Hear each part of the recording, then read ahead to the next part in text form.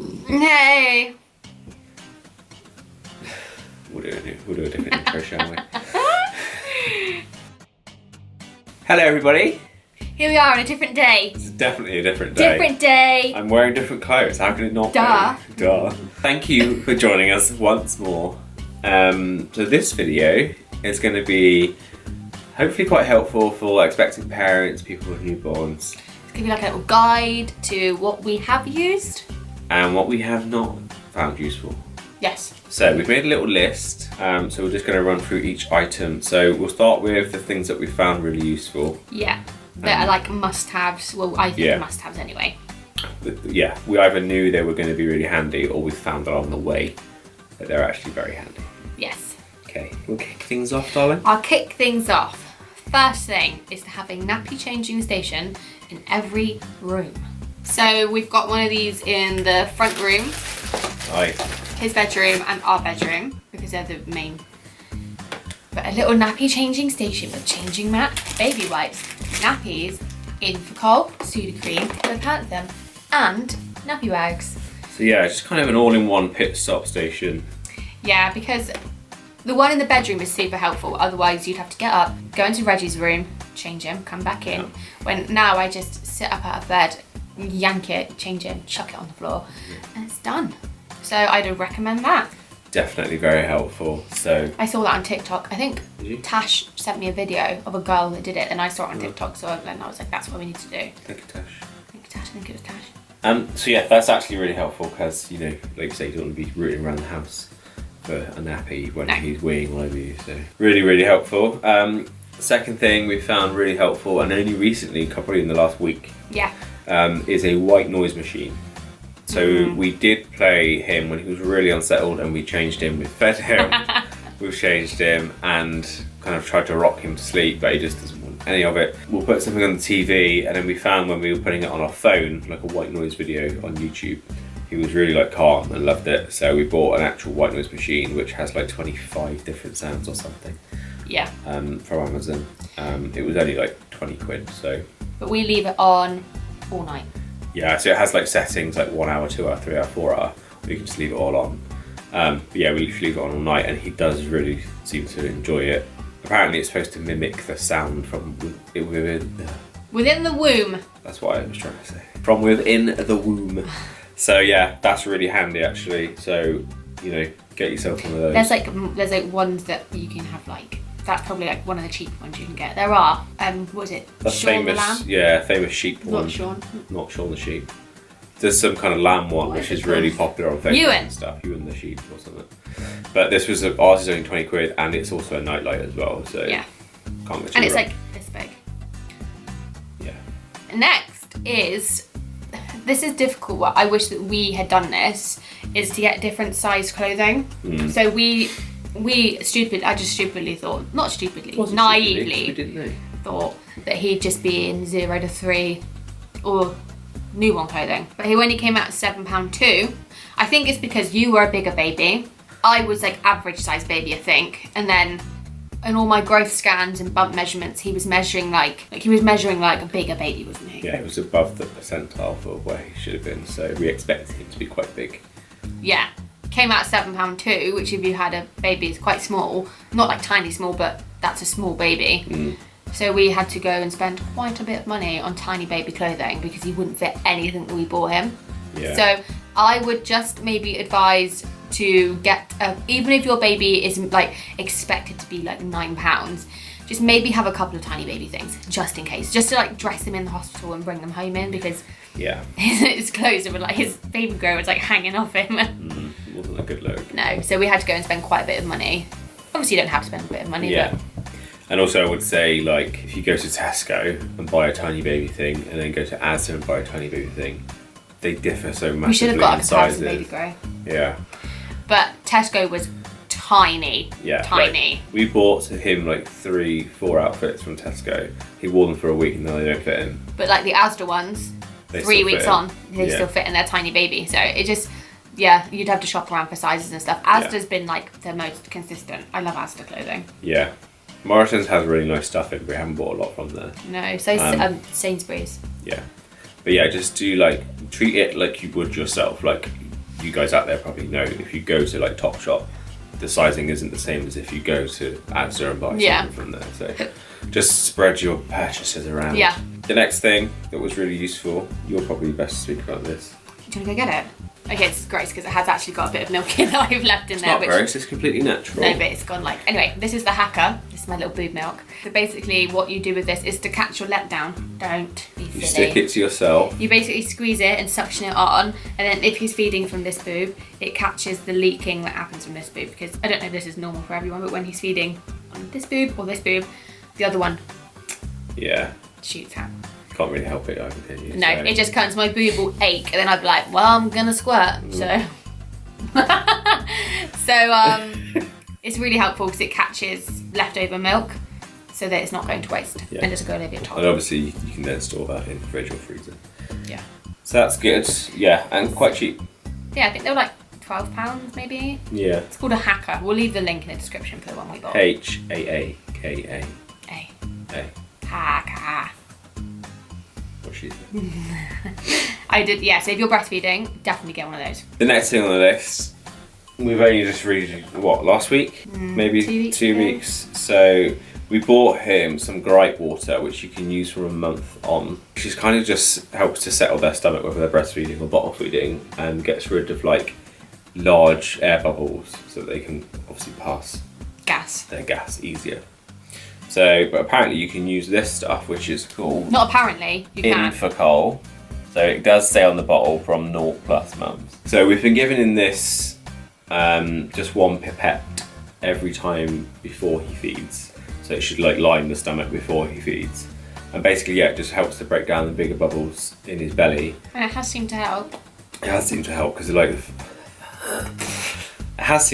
because the first week he was really struggling, wasn't he? To pass anything, and he was like really straining. It would get to like 5 o'clock and it would be like the bad hour. Yeah. Or 2 hours where he'd scream. But now it seems to be okay.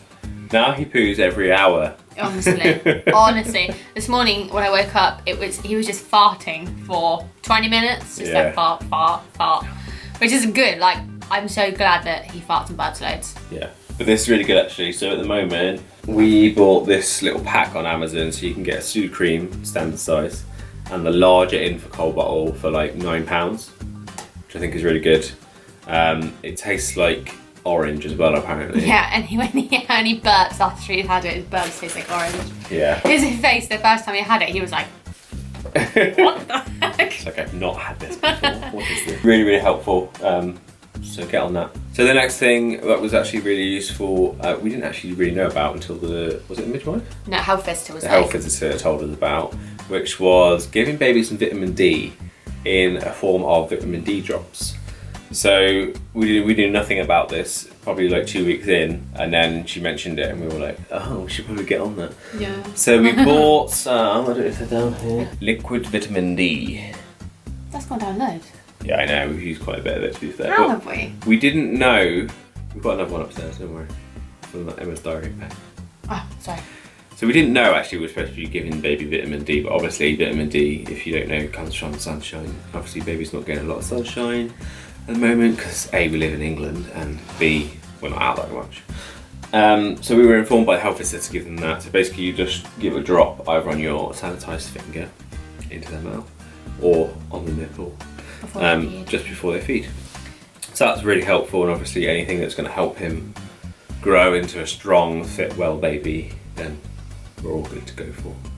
Yeah. Next thing, 1 million breast pads.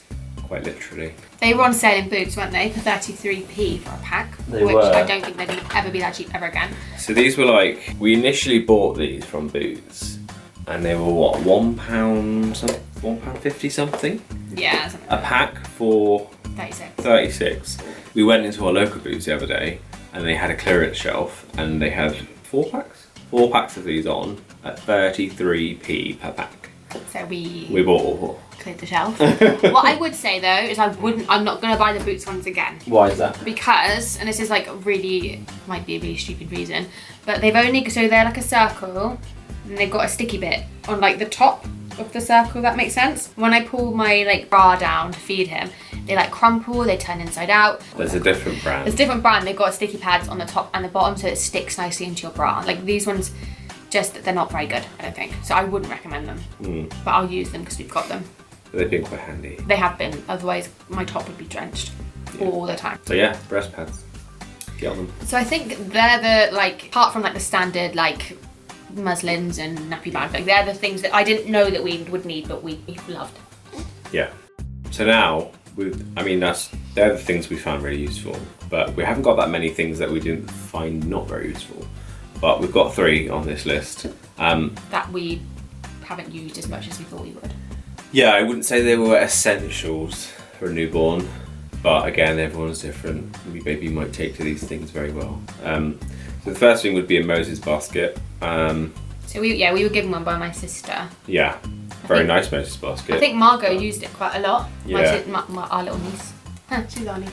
This little boy just hates being put down, hence why we haven't used it very much. He much prefers to sleep on your chest or in your arms. I think the longest he slept in there was maybe 10 minutes. Quite literally. Yeah, I don't think he slept in there. I don't think he likes the rocking motion either necessarily. But I think like... Hopefully when he's older he might just settle a bit more into it, but... Yeah, but Moses basket, I wouldn't like, looking like when we have our next child, I'm not sure we'd have it again. No, not been as useful as we thought it might be. No, and that's no disrespect to my sister for giving it to us, we just haven't used it. No, thank you very much, but he doesn't enjoy it. Yeah, the next thing is the next to me that we have in the bedroom. It's been handy to like put my drink on. He just won't sleep in it. Like, so at the moment we're doing safe co-sleeping, which you need to research before doing that. Do your research. Essentially, not in the middle of this, but to the side of mum. Yeah, so we co-sleep at the moment, and because he'll go in his next to me, like one night he'll do 4 hours, and the next night he just won't even do 2 seconds. But it is helpful because when we do the co-sleeping, there's like a platform if he was to roll that he could roll into. So yeah, that's what it's been helpful for. More of a storage unit at the moment. Yeah. But don't get me wrong, like next child, I would re-get one. Like, yeah, definitely. I think it's just the it. same issue of he doesn't like being away from you too much, does he? No, so. But I would reuse it for a next child, but it's just we haven't used it as much as I thought we would. Yeah. But that's purely down to Mr. Fussy here. And the last thing is like a bouncy like lounge chair for him. So like just a bouncy chair that you strap them in and it's got little dangly toys on. What are they called? Bouncy chair. Bouncy, dangly, strappy chairs. Don't know. He's used it a couple times. I think he's just a bit small at the moment. Yeah. And he doesn't find it very interesting at the moment. I don't think he doesn't know like the elephants. He's like, what is that? Yeah. He's not very interested in it really. So yeah, he didn't really use the bouncy chair. So not too handy for us at the moment. But no. hopefully, but then again, like these are all things that are like at the moment. Hopefully, when he grows a bit more and he fits into it a bit better, yeah, he might actually use it to watch TV. Oh, another thing we have found really useful is them baby sensory videos. Yes, which is a lot of the time dots on a screen, like different coloured dots. There is one where I swear to God, if you have taken acid, it would probably be the same experience. So it's like neon clouds and rainbows and funky music. It's quite cool and he loves it, but it's not. First time we watched it, we were like, okay. It's not cool. Yeah. I think that's about it. Hopefully, those useful items and the not so useful items will give you some idea towards what your baby might like, might not like. Yeah. Again, everybody's different, but that's just what we found useful and not. So thank you once again everybody for joining us on this new video.